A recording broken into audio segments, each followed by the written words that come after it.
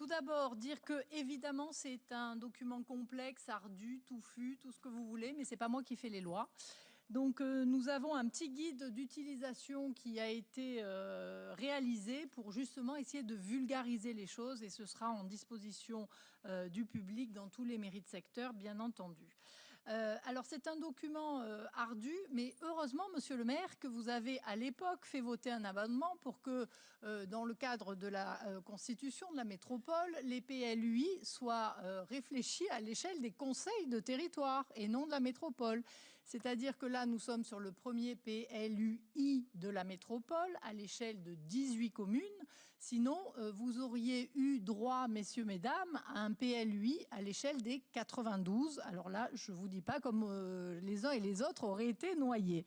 Enfin, c'était une petite précision. Juste dire que ce PLUI est le fruit d'une démarche collaborative et constructive à l'échelle des 18 communes, avec un calendrier respecté, puisque certaines communes n'auraient plus de documents d'urbanisme si on ne l'approuve pas d'ici la fin de l'année, et une procédure qui est engagée depuis 4 ans et demi.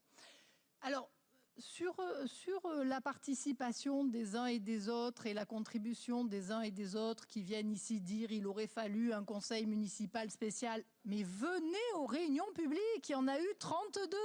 Je ne vous ai pas beaucoup vu quand même. Donc ce document final lève les réserves, et je ne parle pas pour les maires de secteur, hein, qui ont tous tenu une réunion dans leur mairie de secteur. Voilà, Madame Dangiot, que les choses soient claires.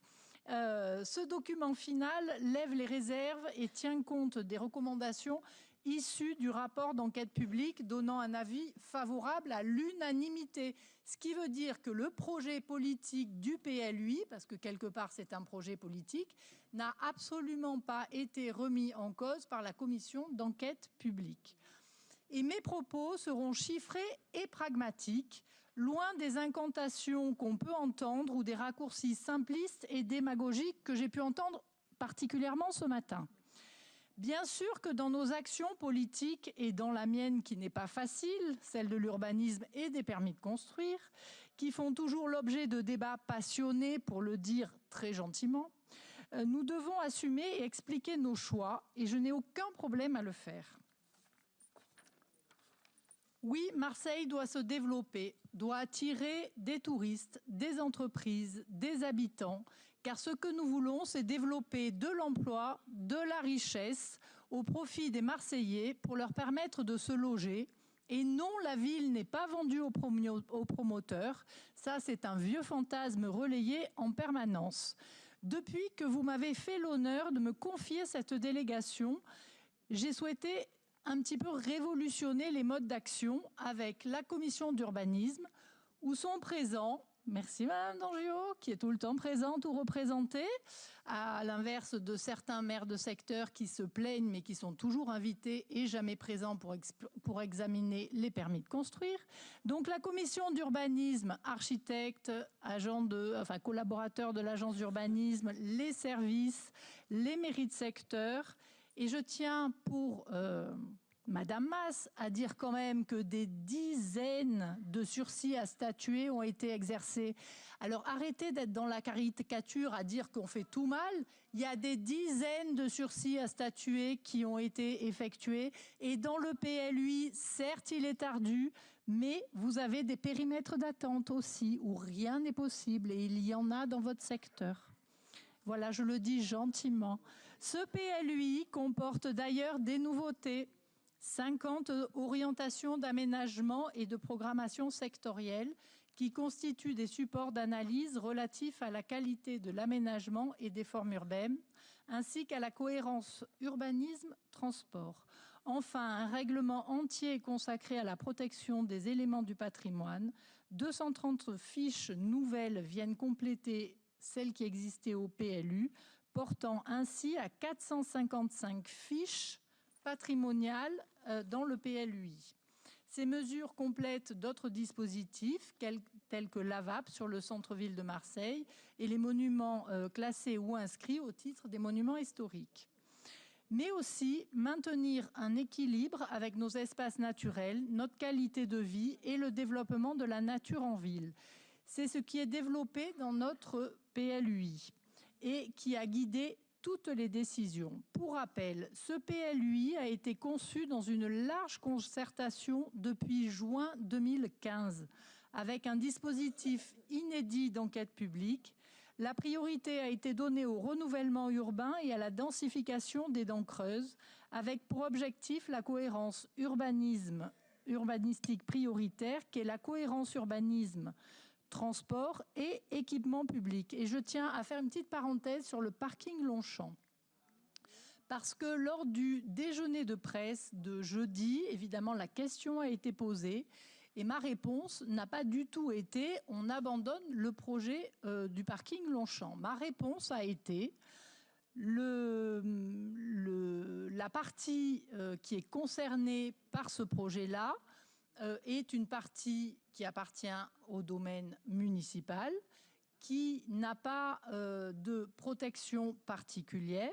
Et ce projet peut être réactivé s'il y a une volonté politique, dans la mesure où, à l'époque, il y a quelques années, j'étais allée comparaître pour le défendre en commission nationale des sites, donc devant une trentaine de personnes, et ce projet avait eu l'avis favorable de la Commission nationale des sites.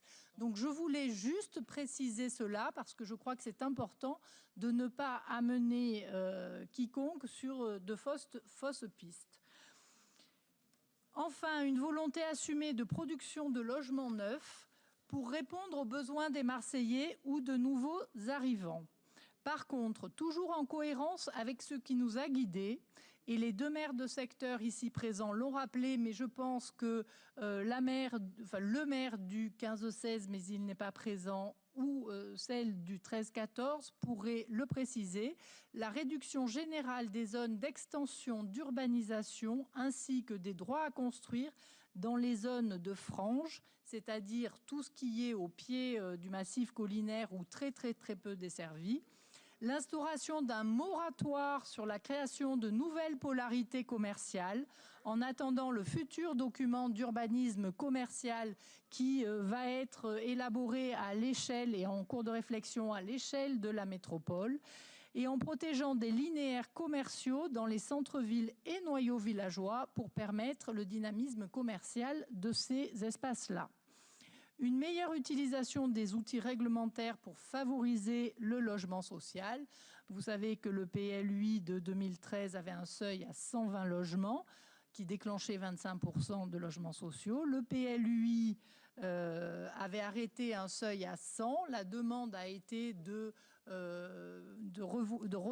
faire à nouveau des efforts. Et donc, dans le PLUI qui est soumis à votre approbation aujourd'hui, le seuil est à 80%, déclenchant 30%. L'élargissement du territoire d'application de ce seuil sur 160 hectares supplémentaires, ainsi que 53 secteurs de mixité sociale, c'est-à-dire 100% de logements sociaux à produire sur ces opérations, notamment en centre-ville. Alors, je ne développerai pas non plus en parallèle pour le centre-ville tout ce qui a été entrepris à l'échelle de la métropole par la présidente Martine Vassal, puisque ça a été largement débattu en conseil de métropole. Je voudrais également faire un focus sur la nature en ville, en complément de ce qu'a très bien dit Monique Cordier tout à l'heure. Un grand nombre de parcs qui appartiennent à Marseille, donc un tiers des parcs métropolitains sont constitués par les parcs de Marseille, de grands parcs situés pour la plupart le long du canal de Marseille, et un parc national des Calanques. En outre, le patrimoine végétal en domaine public et appartenant à Marseille, 950 hectares intra-urbains, couplés à la démarche Zéro Phyto, entreprise depuis 2006 par la ville. Le PLUI renforce des espaces verts en pleine terre sur 8 700 hectares à Marseille, soit 64% de la zone urbaine marseillaise. 300 hectares d'espaces verts protégés et sanctuarisés, sanctuarisation de 380 hectares de parcs et jardins existants à travers un zonage spécifique. Je voudrais aussi préciser la généralisation de plantations d'arbres. On dénombre, parce qu'on nous dit toujours, vous coupez les arbres, vous bétonnez. Donc je voulais vraiment faire quelque chose de très chiffré. On dénombre 300 000 arbres dans la partie urbaine, dont 30 000 sur le domaine public.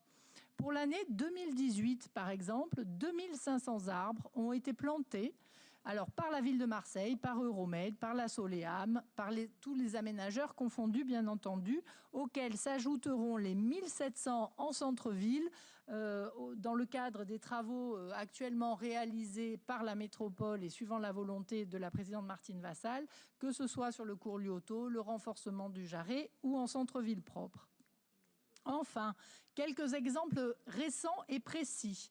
L'achat du jardin Leva, la préservation totale au PLUI, l'achat de la propriété La Commerie pour en faire un parc public, des nouveaux espaces verts sur la couverture de la L2. Et nous avons, avec Gérard Chenoz, depuis le début du mandat, parce qu'on ne nous taxe pas de l'avoir fait avant-hier parce qu'on est en période préélectorale, mais depuis le début du mandat, revisité toutes les ZAC de la ville. Et cela n'a pas été simple, avec de nouveaux plans guides plus généreux en pleine terre. Donc la ZAC Régny avec la création d'un parc de presque 2 hectares, la ZAC de Sainte-Marthe avec la création d'un agri-parc dans la partie naturelle en renonçant à une grande partie de la constructibilité. Madame Mas, ça devrait vous faire plaisir. Si vous écoutez, ça serait bien. Plus globalement, en matière d'agriculture sur Marseille-Provence, c'est plus de 320 hectares supplémentaires en matière d'agriculture. Au prochain conseil, nous lancerons des études pour la voie verte le long de l'Uvonne jusqu'à la Valentine. Et puis enfin, pour terminer, dans le cadre de ma présidence d'Euroméditerranée, monsieur le maire, vous l'avez signalé tout à l'heure, j'ai pu observer un consensus autour de son développement, avec ce qui a été entrepris depuis le Vieux-Port, l'esplanade du J4, le Mucem, le Fort Saint-Jean, la rénovation de la rue de la République, le quartier central des affaires avec les tours, la Marseillaise et la tour CMA-CGM et d'autres tours à venir, le parc habité, le recul des autoroutes, des espaces publics, la création de l'hôpital européen, le tramway, le métro, à terme la cité scolaire internationale, même si on a eu quelques soucis, et Euromed 2 qui raccrochera les quartiers nord au centre-ville. Je n'irai pas plus loin, ce n'est pas vendre la ville aux promoteurs, mais faire de la ville... Je voudrais finir ma phrase, mais faire de la ville intelligente. Je tiens à remercier les services qui se sont mobilisés dans le cadre de ce PLUI depuis plusieurs années. Donc à la fois les services de la métropole, des villes et de l'agence d'urbanisme. Et dire que le PLUI est un document vivant qui sera mis en modification dès son approbation. Oui, il est bien vivant. Et monsieur Payan, au lieu de faire des incantations, venez aux réunions publiques, on ne vous a jamais vu une seule fois. Chers collègues, je souhaiterais... Chers collègues, je termine. Chers collègues, je souhaitais faire ce point chiffré et illustré et vous dire que bien sûr, il faut continuer à cranter nos efforts et s'imposer de nouveaux défis. Moi, il n'y a que cela qui m'anime et je sais que de nombreux de mes collègues sont habités par la même volonté. Madame Caradec. Allez, je mets aux voix.